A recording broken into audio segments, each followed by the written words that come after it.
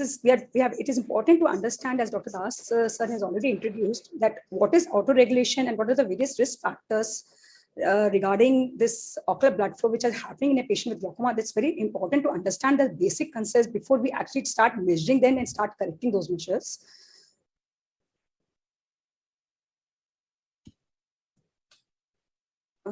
My slide is not changing.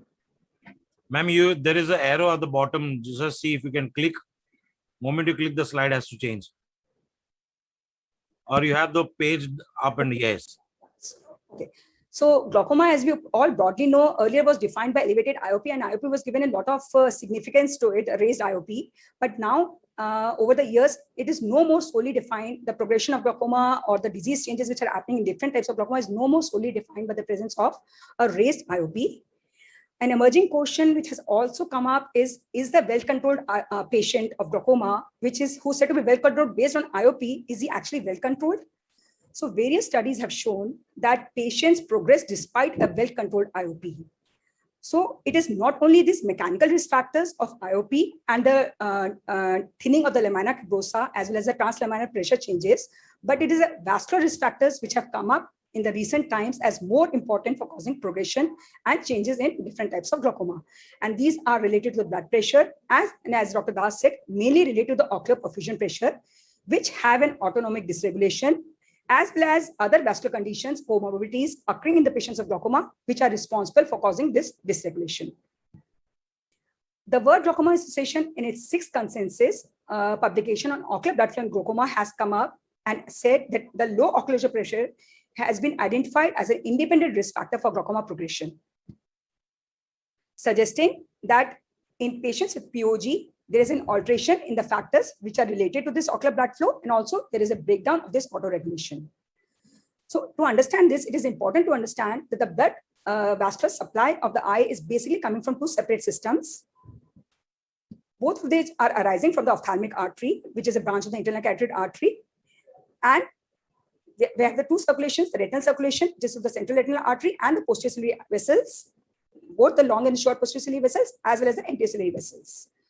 So in nutshell, if I say it is a central retinal artery, which is supplying your inner tooth to the retina, which is accounting by the 5% of the ocular blood flow, and it is a posterior ciliary vessels, which are supplying your optic nerve head and the choroidal blood flow, which is responsible for 85% of your ocular blood flow. So certain other important aspects of this circulation which you are supposed to know is the choroidal blood flow is a very high flow circulation at the rate of almost 800 to 2000 ml per minute per 100 gram of tissue is the delivery of is the rate of delivery. As compared to in the retinal circulation, it is only at the rate of 50 to 80 ml per minute. And what relevance does this have is that since retinal blood flow supplies inner to the retina, there may be slight variation in the temporal and the nasal region, because the temporal region obviously has more higher metabolic rate. But the choroidal blood flow, which has such a high flow rate, the importance is that it tends to maintain the ocular temperature of your ocular tissues at all times equivalent to your body temperature, irrespective of the changes in the environmental temperature. Thereby, it protects the retinal tissue from any thermal damage, and at the same time, it gives an efficient delivery of oxygen and glucose to the retina. As regards to the optic nerve, we all know it is mainly supplied by the circle of Zinehler and the pile vessels, which are again branches of the ciliary vessels. Only a small contribution is coming from the central retinal artery near the optic nerve head.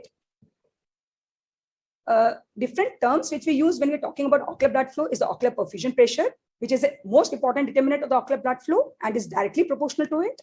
The pulsatile ocular blood flow, which is an indirect measure of the choroidal blood flow, and the arteriovenous passage time, which is the time taken for the blood to flow from the retinal arteries to the retinal veins.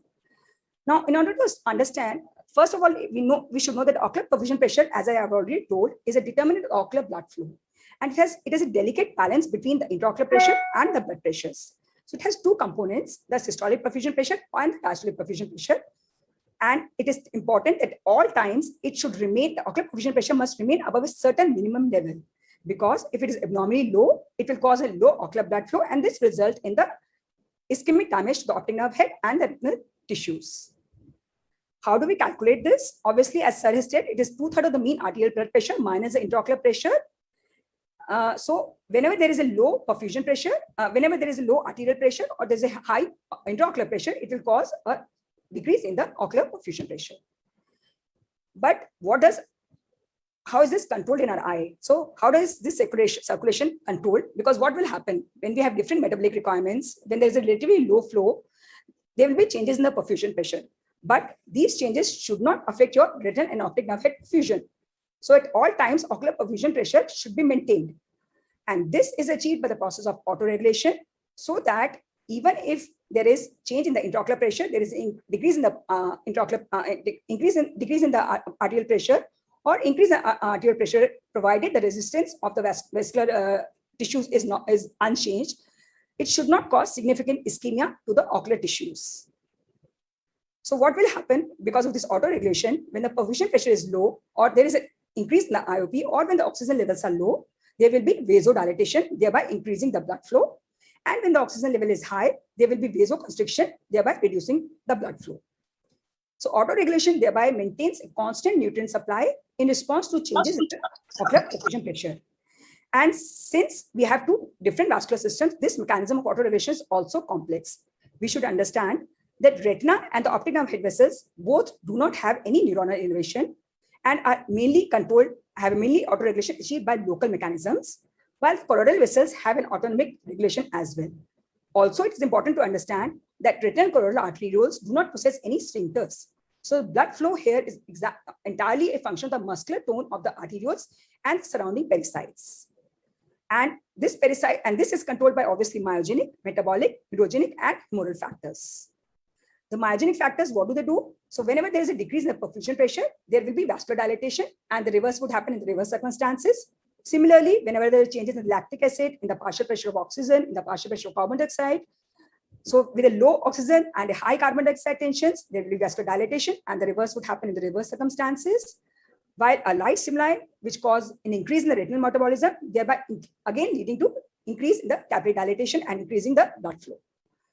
And all these changes are mediated by release of certain endothelins, release of certain biochemical substances, which are prostacyclin and nitric oxide.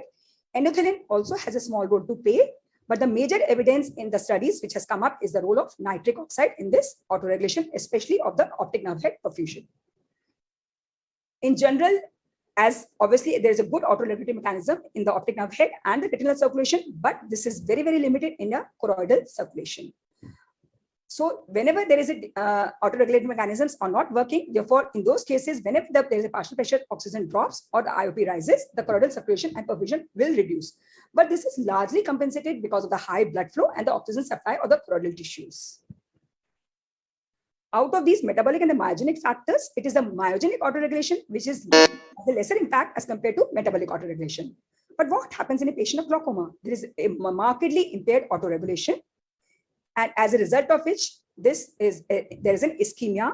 And here the changes in the ocular pressure, not only the reduced ocular pressure, but also fluctuations are there, which are more important. Various studies have documented, and these studies are from varied across the world, from various populations. They have all found that reduced intraocular pressure is an important risk factor for development of glaucoma.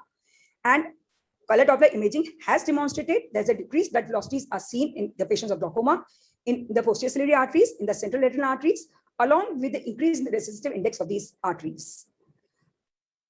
Also, there are various other risk factors which are seen in association with patients with glaucoma. And again, they are also found to have an association with abnormal ocular blood flow.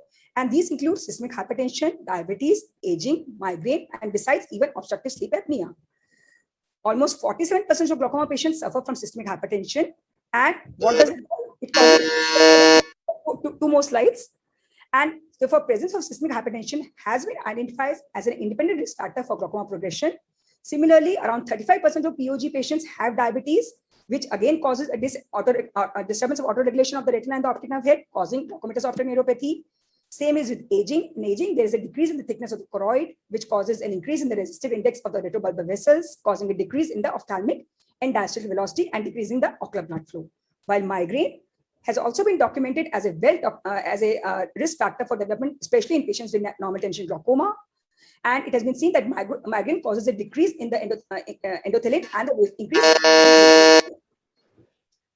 So in the end, I will just conclude. So besides all these changes, which were earlier thought to correct only the intraocular pressure, now it is important that we should take a look at the ocular blood flow, and we should try to look at treatment aspects which can increase the perfusion pressure in the eye, because it is not the IOP which is to be targeted at, but it is the other ocular risk factors such as ocular blood flow, which is an important factor, so as to prevent further glaucomatous damage. Thank you.